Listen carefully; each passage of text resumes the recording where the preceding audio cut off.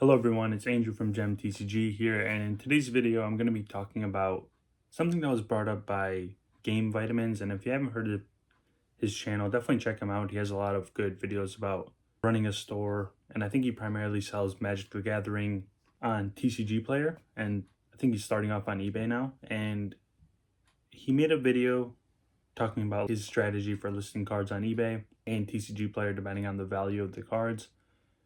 And he mentioned TCG Automate in it, and then he brought up a good concept that I wanted to just discuss and bring a perspective to, which is him thinking that, or hoping and requesting to all users of TCG Automate that to hopefully not allow this new software to turn eBay into TCG Player. And what he meant by that was, don't race to the bottom just because you could list more cards. Don't be the seller that's going to undercut everyone just to get more sales and take the TCG Player approach that a lot of people do. Because on TCG Player, since it's so easy to list and volume is a more important thing, a lot of sellers would just undercut each other in order to get a sale. Rather than just holding onto it and selling it at a reasonable price, they'll undercut it to whatever works best or works best to get that sale. And what he was saying makes sense. Don't allow or don't turn eBay into TCG Player, because if so many people are listing so many more cards, that could be a possible thing. And even I think we're about to hit 1 million cards listed to eBay, which is crazy. It's only been out for like a little bit more than 3 months. I think it launched in June 22nd or July 22nd. I forgot. But in just a 3-month span, 1 million cards have been listed. So it's pretty crazy to think about. And understand that that can be concerning, but there's something very important that will pretty much never allow this to happen, where eBay becomes TCG Player. And it's this simple concept that eBay is an algorithm-based marketplace, and just having the lowest price is not going to do you any good. It might do you good to a certain amount of buyers, but most buyers are searching through the best match filter, and they're not searching through the sort by lowest price filter. Because when you sort by lowest price, your results are going to be off. It's going to show you some random cards with like blurry pictures, or it'll show you not even the correct card or not the exact condition you're looking for. So like sorting by lowest is not always going to work. And the only people that do that are the ones that are going to be truthfully the most difficult to deal with, because they're going to want the most by spending the least. And if you've been watching my channel, you understand, or you are aware, that the key type of buyer to target or like accommodate is the like average collector that's just going to buy things out of convenience and in hopes of good service. Like that's what you are selling. You're selling good service, not just some random card that they could buy anywhere from any other seller. So just to clear the air and kind of answer that, will not turn eBay into TCG Player, and it will not have any impact on competition going up or people undercutting each other, etc.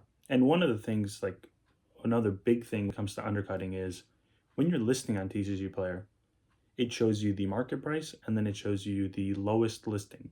So if you wanted to undercut someone, you could just go in and, let's say someone has their card for $2, you just go in and put it for $1.99.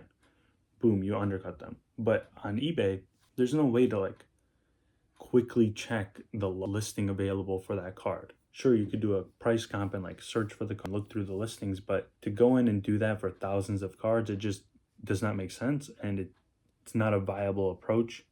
So that's another thing that will help this. But overall, the fact that eBay is more algorithm based and people are not sorting by, or like people aren't typically for the lowest listing, is crucial to this concept, and like TCG Automate not impacting it. And I mean, I've even video the other day, like a short form on my sales once I've started using TCG Automate fully, and my sales went up from, I think I was doing like 25 to 30,000 on eBay, and now I'm doing 48,000, just because I'm listing so much more cards, and now I have more time to source inventory. I have more time to list cards because it doesn't take so long, and there's so many benefits to it. But overall, with all these new cards being listed, all these new sellers, it's just It's a fair market and everyone's going to be doing well if they put the work in.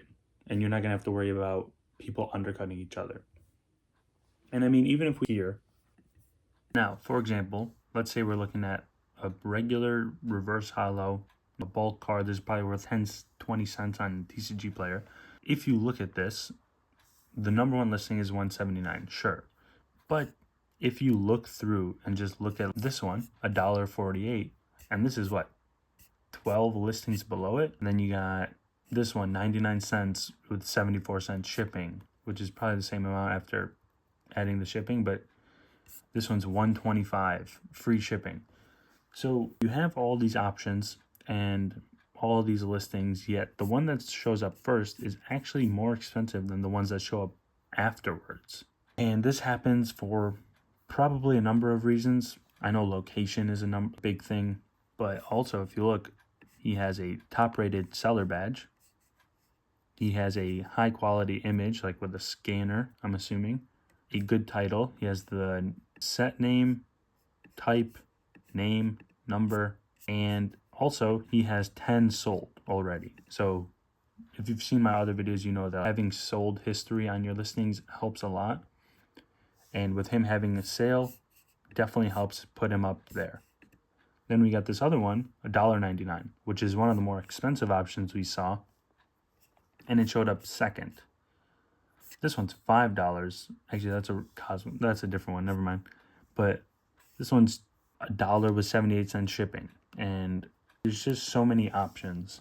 And let's just look at another example, like the Snorlax 151 promo. The number one thing that shows up is a $20 listing with $1.30 shipping. The third one that shows up is $4 cheaper, or around $4, probably $3.50 cheaper, and it's not showing up number one. And a lot of people are sticking at the $20 mark because of the eBay standard envelope, but this one's $17 with $4 shipping. And I know these aren't probably the best examples, but if you just understand how eBay works, you will understand that it's not always going to be lowest wins, which is great, and which is why a lot of big sellers have switched to eBay and continue to sell on here, because they don't have to worry about pricing. They could set whatever price they're happy with, and they'll still make sales because they will be shown up more. And this is the issue with sorting. Right now I'm sorting by lowest listing, and then I do buy now, because if you include the auction with it, it's kind of just pointless, because they'll show you things with like 5 days left on auction at 10 cents or whatever, or $1. And if you search by lowest listing, the first, let's count, 8, 9, 10, 11, the first 12 listings are not even of the actual card that we're looking for. So not everyone is really going to be searching by lowest listing. It's not as common of an approach. And obviously, if you think people are just not going to look because they have to look through 12 listings, I don't think that's valid. But still, the fact that the search results are like this, and that searching by lowest listing is just going to give you a bunch of random listings too, it will definitely throw off the average collector and the average person that buys off eBay, because it's a different buyer base. People that are really in tune with the TCG, like reselling and buying and selling and collecting industry or hobby, whatever you want to call it, they are going to be more likely to shop on TCG Player because it's a more niche marketplace. But eBay is like, everyone knows eBay. You can ask a random person on this anywhere what eBay is, and they will know.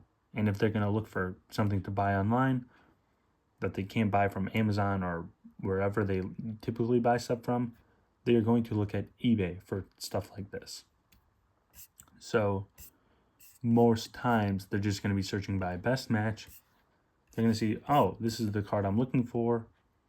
They'll maybe look at the top 4 listings and see which one the lowest price is.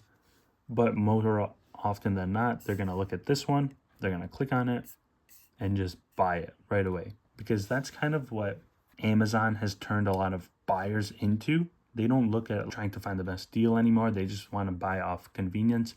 And they trust the algorithm so much that they will buy from the first 4 listings rather than just looking through them all. and trying to find a better deal or trying to find a better product. So I know this was a longer answer to this, but hopefully it makes sense, and hopefully you guys aren't too concerned or worried that something like TCG Automate would have that effect, because there have, obviously, you guys have known that there have been other tools like this in the past for the last 4 or 5 years. So I don't think it'll have an impact in a negative way. If anything, it'll help sellers list more cards, which will then help buyers find more cards available and just fulfill that gap in the market. But yeah, thank you all for watching. Let me know what you guys think down below. And then also check out Game Vitamins, because his videos are really good. And especially if you sell Magic cards, I believe I'm not as well versed in the Magic stuff, but I'm sure his advice and whatever will definitely help you out. So thank you all for watching, and I'll see you all in the next video.